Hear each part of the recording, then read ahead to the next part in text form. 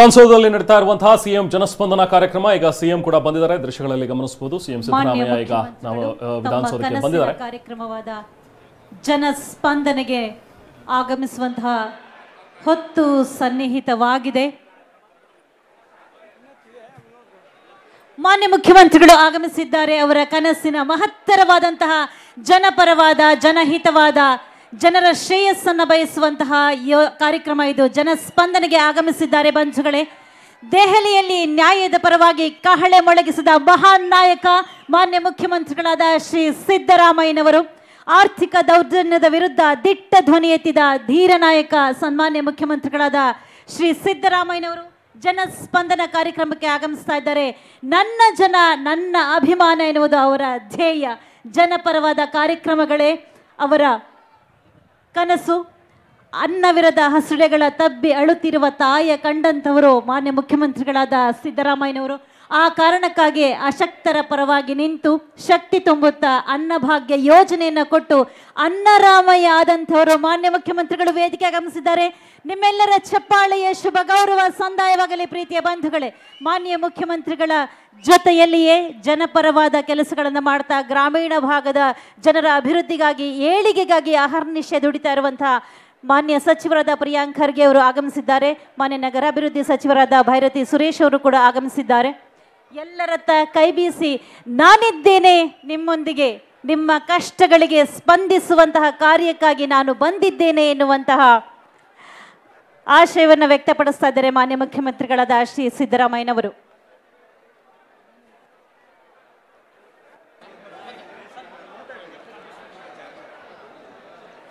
ಅನುದಾನ ತಾರತಮ್ಯದ ಅನ್ಯಾಯಕ್ಕೆ ಸಿಡಿದು ಐತಿಹಾಸಿಕ ಚಳುವಳಿಯನ್ನ ಮುನ್ನಡೆಸಿದಂತಹ ಮತಿವಂತ ಮುಖ್ಯಮಂತ್ರಿಗಳು, ನಮ್ಮೆಲ್ಲರ ಹೆಮ್ಮೆಯ ಸನ್ಮಾನ್ಯ ಶ್ರೀ ಸಿದ್ದರಾಮಯ್ಯನವರು.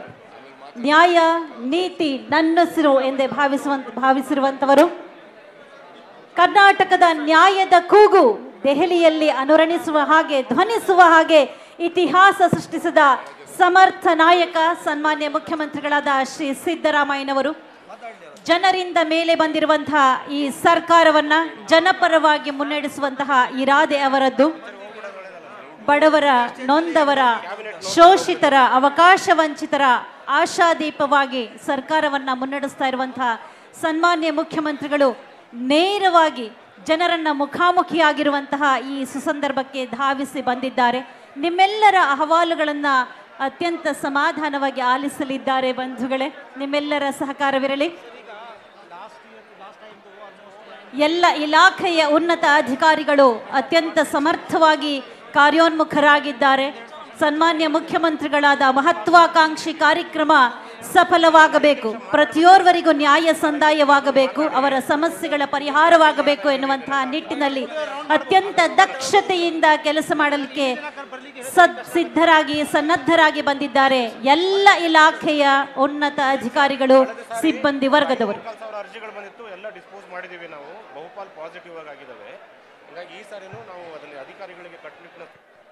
ಮಹಿಳಾ ಸಬಲೀಕರಣದತ್ತ ದಿಟ್ಟ ಹೆಜ್ಜೆಯನ್ನ ದಾಖಲಿಸಿದ್ದಾರೆ ಶಕ್ತಿ ಯೋಜನೆಯ ಮುಖೇನ ಸನ್ಮಾನ್ಯ ಮುಖ್ಯಮಂತ್ರಿಗಳಾದ ಶ್ರೀ ಸಿದ್ದರಾಮಯ್ಯನವರು. ಕರ್ನಾಟಕದ ಅಶಕ್ತ ಮಹಿಳೆಯರಿಗೆ ಆರ್ಥಿಕ ಶಕ್ತಿಯನ್ನು ತುಂಬಿದ್ದಾರೆ ಗೃಹಲಕ್ಷ್ಮಿ ಯೋಜನೆಯ ಮುಖೇನ. ಅಂಧಕಾರದಿಂದ ಬಳಲ್ತಾ ಇದ್ದಂತಹ ನಮ್ಮ ಎಲ್ಲ ಬಡವರಿಗೆ ಉಚಿತ ಬೆಳಕನ್ನ ಹರಿಸಿ ಗೃಹ ಜ್ಯೋತಿಯನ್ನು ನೀಡಿದ್ದಾರೆ ಸನ್ಮಾನ್ಯ ಮುಖ್ಯಮಂತ್ರಿಗಳಾದ ಶ್ರೀ ಸಿದ್ದರಾಮಯ್ಯನವರು. ಯುವ ಜನರಿಗೆ ಆತ್ಮಬಲವನ್ನ ಹೆಚ್ಚಿಸುವಂತಹ ಹಾದಿಯಲ್ಲಿ ಆತ್ಮವಿಶ್ವಾಸವನ್ನ ತುಂಬುವಂತಹ ಮಹತ್ವಾಕಾಂಕ್ಷಿ ಯೋಜನೆ ಯುವ ನಿಧಿಯನ್ನ ಸಾಕಾರಗೊಳಿಸಿದ್ದಾರೆ ಸನ್ಮಾನ್ಯ ಮುಖ್ಯಮಂತ್ರಿಗಳಾದ ಶ್ರೀ ಸಿದ್ದರಾಮಯ್ಯನವರು.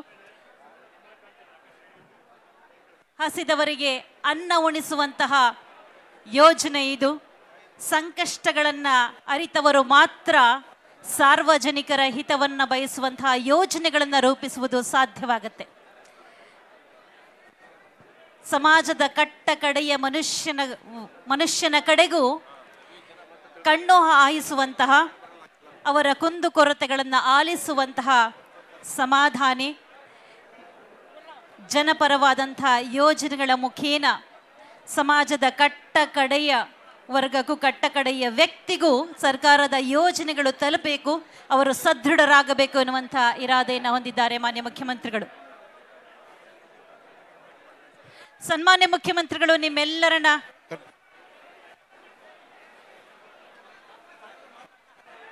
ಸನ್ಮಾನ್ಯ ಮುಖ್ಯಮಂತ್ರಿಗಳು ಇದೀಗ ತಮ್ಮೆಲ್ಲರನ್ನ ಉದ್ದೇಶಿಸಿ ಮಾತನಾಡಲಿದ್ದಾರೆ. ಚಪ್ಪಾಳೆಗಳ ಮುಖೇನ ಬರಮಾಡಿಕೊಳ್ಳೋಣ ಬಂಧುಗಳೇ. ಅವರ ನುಡಿಗಳಿಗಾಗಿ ಆಹ್ವಾನಿಸಿ ಕರ್ನಾಟಕ ಸರ್ಕಾರದ ಮಾನ್ಯ ಮುಖ್ಯಮಂತ್ರಿಗಳಾದ ಶ್ರೀ ಸಿದ್ದರಾಮಯ್ಯನವರು.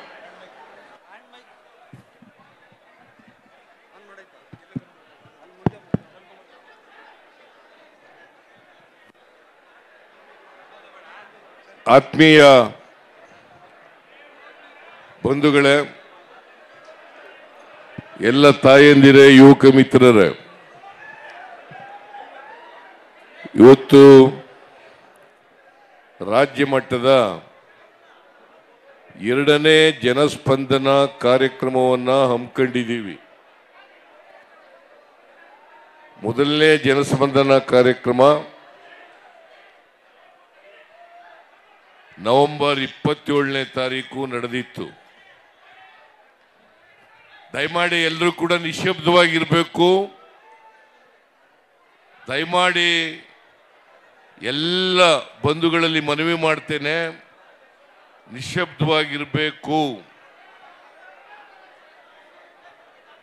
ಗಲಾಟೆ ಮಾಡ್ಕೊಳ್ಬೇಡಿ ಅಂತೇಳಿ ನಿಮ್ಮೆಲ್ಲರಲ್ಲೂ ಕೂಡ ಮನವಿಯನ್ನು ಮಾಡಲಿಕ್ಕೆ ಬಯಸ್ತಾ ಇದ್ದೇನೆ. ಸುಮಾರು 5,000ದಷ್ಟು ಕಳೆದ ಜನಸ್ಪಂದನ ಕಾರ್ಯಕ್ರಮದಲ್ಲಿ ಅರ್ಜಿಗಳು ಬಂದಿದ್ದವು.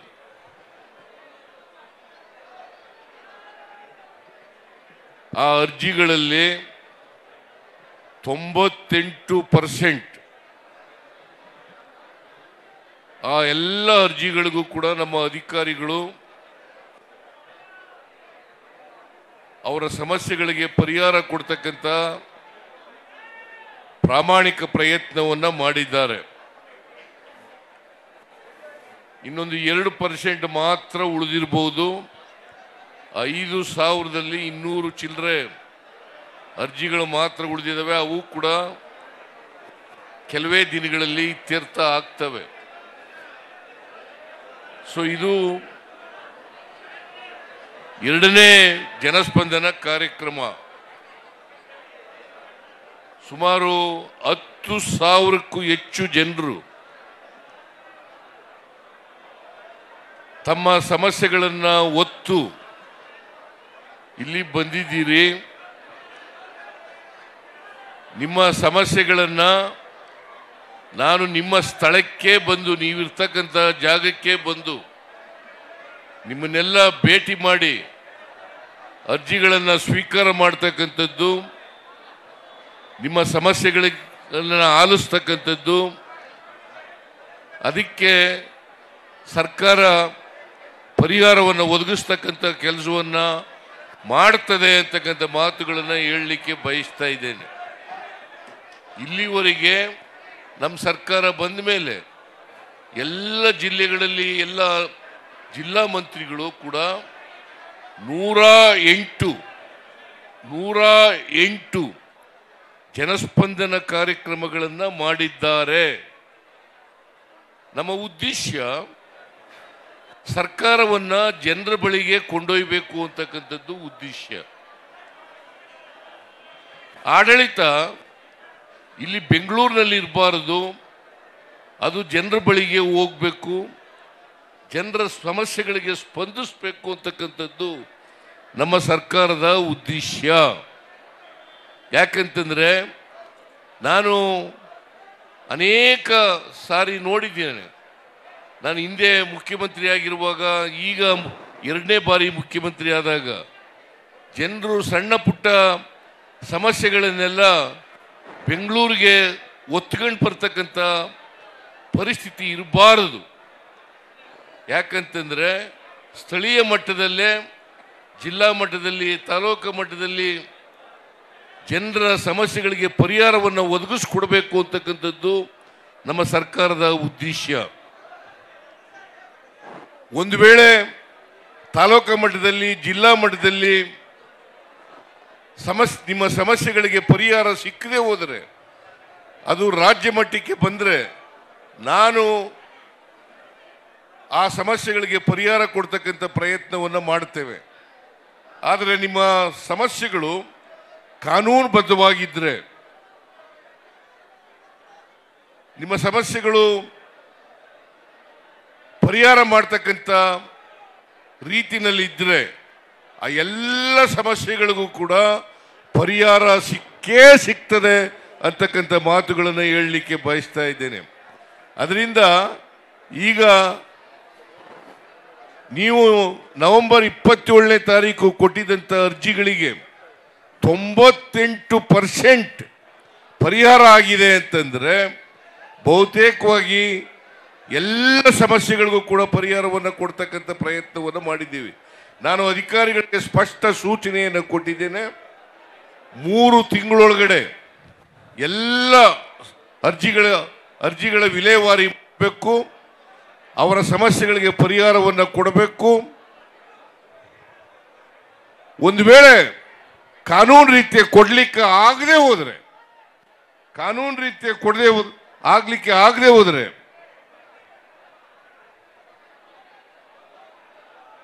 ಅದಕ್ಕೆ ಇಂಬರಹವನ್ನ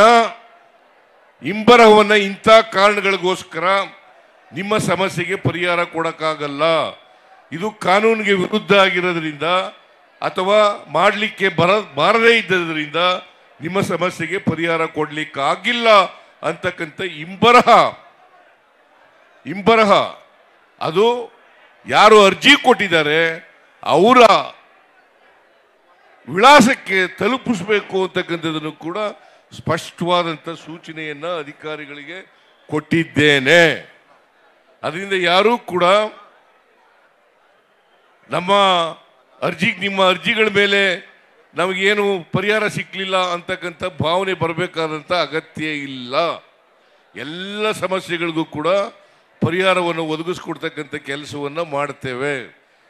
ನಾವು ಈ ಜನಸ್ಪಂದನ ಕಾರ್ಯಕ್ರಮವನ್ನು ಹಮ್ಮಿಕೊಂಡಿರ್ತಕ್ಕಂಥದ್ದು ಆಡಳಿತ ಚುರುಕಾಗಬೇಕು, ಆಡಳಿತ ಚುರುಕುಗೊಳ್ಳಬೇಕು, ಆಡಳಿತ ಜನರ ಸಮಸ್ಯೆಗಳಿಗೆ ಸ್ಪಂದಿಸ್ತಕ್ಕಂಥ ರೀತಿಯಲ್ಲಿ ಇರಬೇಕು.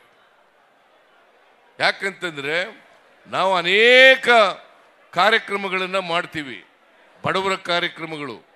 ಈ ಬಡವರ ಕಾರ್ಯಕ್ರಮಗಳು ಯಾವ ಫಲಾನುಭವಿ ಇದ್ದಾನೆ ಆ ಫಲಾನುಭವಿಗೆ ನೇರವಾಗಿ ತಲುಪಬೇಕು. ಈಗ 5 ಗ್ಯಾರಂಟಿಗಳನ್ನು ಘೋಷಣೆ ಮಾಡಿದ್ದೀವಿ. ನಾವು ಅಧಿಕಾರಕ್ಕೆ ಬಂದು ಇನ್ನೂ 9 ತಿಂಗಳುಗಳಾಗಿಲ್ಲ. ಈ 8 ತಿಂಗಳುಗಳಲ್ಲೇ ಎಲ್ಲ ಗ್ಯಾರಂಟಿಗಳನ್ನು ಕೂಡ ಜಾರಿ ಮಾಡಿದ್ದೇವೆ.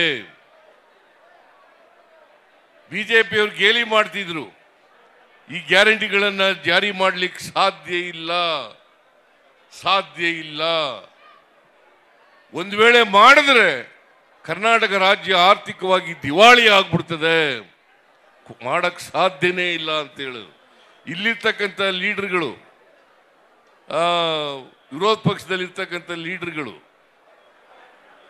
ಕರ್ನಾಟಕ ರಾಜ್ಯದಲ್ಲಿ ಇರ್ತಕ್ಕಂಥವ್ರು, ಅವರು ಇಲ್ಲ ಈಗ ಕೊಟ್ಬಿಡ್ತಾರೆ ಆಮೇಲೆ ನಿಲ್ಲಿಸ್ಬಿಡ್ತಾರೆ. ನಾನು ಸ್ಪಷ್ಟಪಡಿಸಲಿಕ್ಕೆ ಬಯಸ್ತಾ ಇದ್ದೇನೆ, ಇದು ಬಡವರ ಕಾರ್ಯಕ್ರಮ, ಜೊತೆಗೆ ಸಮಾಜದಲ್ಲಿ ಸಮಾನತೆಯನ್ನು ತರಲಿಕ್ಕೆ ಮಾಡಿರ್ತಕ್ಕಂಥ ಕಾರ್ಯಕ್ರಮಗಳು, ಅಸಮಾನತೆಯನ್ನು ಹೋಗಲಾಡಿಸ್ಲಿಕ್ಕೋಸ್ಕರ ಮಾಡಿರ್ತಕ್ಕಂಥ ಕಾರ್ಯಕ್ರಮಗಳು. ನಾವು ಸಂವಿಧಾನದಲ್ಲಿ ನಂಬಿಕೆ ಇಟ್ಕೊಂಡಿರ್ತಕ್ಕಂಥವ್ರು, ಬಸವಾದಿ ಶರಣರ ವಿಚಾರಗಳಲ್ಲಿ ನಂಬಿಕೆ ಇಟ್ಕೊಂಡಿರ್ತಕ್ಕಂಥವ್ರು, ಸಮಾಜ ನಿರ್ಮಾಣ ಆಗಬೇಕು ಅಂತಕ್ಕಂಥದ್ರಲ್ಲಿ ನಂಬಿಕೆ ಇಟ್ಕೊಂಡಿರ್ತಕ್ಕಂಥವ್ರು. ಅದರಿಂದ ನಮ್ಮ ಉದ್ದೇಶ ಸಮಾಜದಲ್ಲಿ ನೆಮ್ಮದಿ ಶಾಂತಿ ಇರಬೇಕು. ಅದಾಗಬೇಕಾದ್ರೆ ಸಮಾನತೆ ಬರಬೇಕು, ಜೊತೆಗೆ ಭ್ರಾತೃತ್ವ ಬೆಳಿಬೇಕು, ಸಮಾನತೆ ಬರಬೇಕು, ಅಸಮಾನತೆ ಹೋಗಬೇಕು. ಅದು ಹೋದಾಗ ಮಾತ್ರ ಸಮಾಜದಲ್ಲಿ ನೆಮ್ಮದಿ ಶಾಂತಿಯನ್ನ ಕಾಪಾಡಲಿಕ್ಕೆ ಸಾಧ್ಯ ಆಗ್ತದೆ. ಜೊತೆಗೆ ಕಾನೂನಿನ ಸುವ್ಯವಸ್ಥೆ ಇದ್ರೆ, ರಾಜ್ಯದಲ್ಲಿ ಕಾನೂನಿನ ಸುವ್ಯವಸ್ಥೆ ಇದ್ರೆ ನಮ್ಮಲ್ಲಿ ಬಂಡವಾಳ ಹೂಡಿಕೆಯೂ ಕೂಡ ಅದು ತಾನಾಗೆ ಹರಿದು ಬರಲಿಕ್ಕೆ ಸಾಧ್ಯ ಆಗ್ತದೆ. ಆ ಕಾರಣದಿಂದ ಇವತ್ತು ರಾಜ್ಯದ ಆರ್ಥಿಕ ಸಾಮಾಜಿಕ ಬದಲಾವಣೆಯನ್ನು ತರಲಿಕ್ಕೋಸ್ಕರ, ಅಸಮಾನತೆಯನ್ನು ಹೋಗಲಾಡಿಕ್ಕೋಸ್ಕರ ಇಂಥ ಜನಸ್ಪಂದನ ಕಾರ್ಯಕ್ರಮಗಳು ಅಗತ್ಯ ಅಂತೇಳಿ ನಾನು ತಿಳ್ಕೊಂಡಿದ್ದೇನೆ. ಮತ್ತು 5 ಗ್ಯಾರಂಟಿಗಳನ್ನು ನಾವು ಏನು ಜಾರಿಗೆ ಕೊಟ್ಟಿದ್ದೀವಿ, ಈ 5 ಗ್ಯಾರಂಟಿಗಳು ಜನರಿಗೆ ತಲುಪಿದ ಇಲ್ವಾ ಅಂತಕ್ಕಂಥದ್ದನ್ನು ಕೂಡ ತಿಳ್ಕೊಳ್ಳಿಕ್ಕೆ ಸಾಧ್ಯ ಆಗ್ತದೆ. ಜನಜಾಗೃತಿ ಆಗಬೇಕು ಇವತ್ತು. ಯಾಕಂದರೆ ಅನೇಕ ವಿರೋಧ ಪಕ್ಷದವರು ಅಪಪ್ರಚಾರ ಮಾಡಿ ಜನರನ್ನು ದಾರಿ ತಪ್ಪಿಸ್ತಕ್ಕಂಥ ಕೆಲಸವನ್ನು ಮಾಡ್ತಾರೆ. ಅದಕ್ಕೆ ನಾನು ನಿಮ್ಮಲ್ಲಿ ಕಿವಿ ಮಾತನ್ನು ಹೇಳಲಿಕ್ಕೆ ಬಯಸ್ತಾ ಇದ್ದೇನೆ. ವಿರೋಧ ಪಕ್ಷದವರ ಮಾತುಗಳನ್ನು ಕೇಳಬೇಡಿ. ಅವರು ಅಧಿಕಾರದಲ್ಲಿದ್ದಾಗ ಏನೂ ಮಾಡಲಿಲ್ಲ.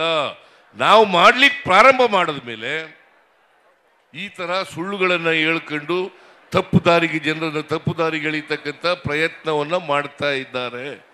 ಈ ಮಾತುಗಳನ್ನು ಬಹಳ ಸ್ಪಷ್ಟಪಡಿಸಲಿಕ್ಕೆ ಬಯಸ್ತಾ ಇದ್ದೇನೆ.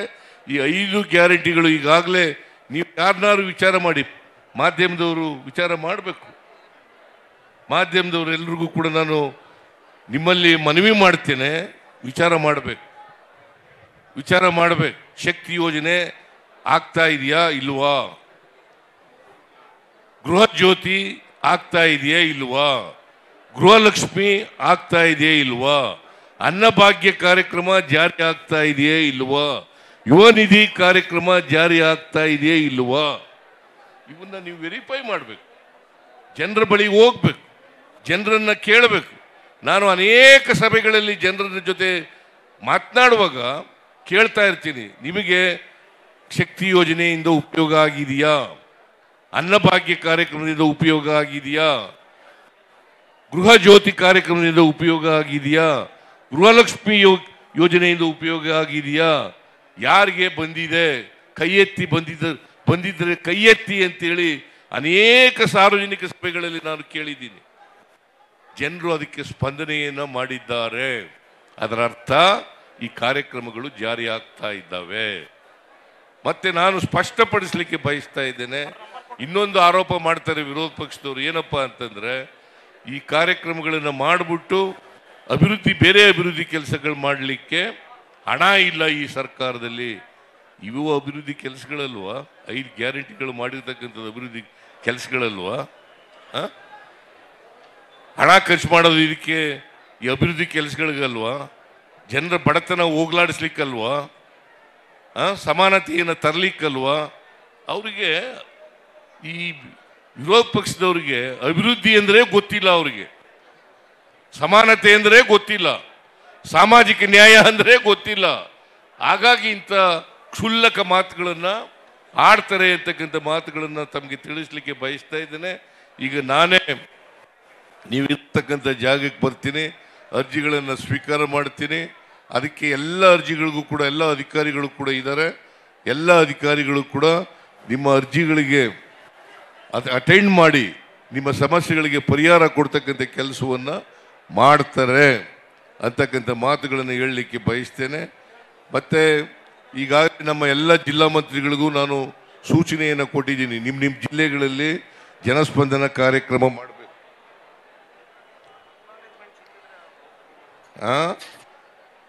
ಆಮೇಲೆ ನೀವು ಎಲ್ಲೆಲ್ಲಿ ಕೂತಿದ್ದೀರಿ ಅಲ್ಲೇ ಬರ್ತೀನಿ, ಅಲ್ಲೇ ಬಂದು ಅರ್ಜಿಗಳನ್ನು ಸ್ವೀಕಾರ ಮಾಡಿ ನಿಮಗೆ ನಿಮ್ಮ ಸಮಸ್ಯೆಗಳಿಗೆ ಸ್ಥಳದಲ್ಲೇ ಪರಿಹಾರ ಕೊಡಲಿಕ್ಕೆ ಸಾಧ್ಯ ಆದರೆ ಕೊಡ್ತೀವಿ. ಇಲ್ಲದೆ ಹೋದರೆ ಕೆಲವೇ ಅಕ್ನಾಲೆಜ್ಮೆಂಟು ಕೂಡ ಕೊಡ್ತೀವಿ ನಿಮಗೆ.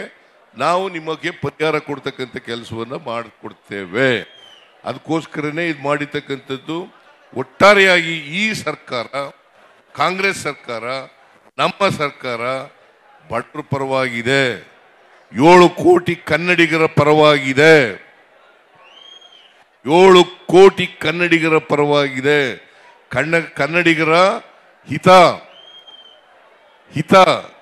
ಕಾಯ್ತಕ್ಕಂಥದ್ದೇ ನಮ್ಮ ಕೆಲಸ, ನಮ್ಮ ಕರ್ತವ್ಯ ಅಂತಕ್ಕಂಥ ಮಾತುಗಳನ್ನು ಸಂದರ್ಭದಲ್ಲಿ ಹೇಳಿ ನಾನು ಹೆಚ್ಚು ಭಾಷಣ ಮಾಡಲಿಕ್ಕೆ ಹೋಗಲ್ಲ.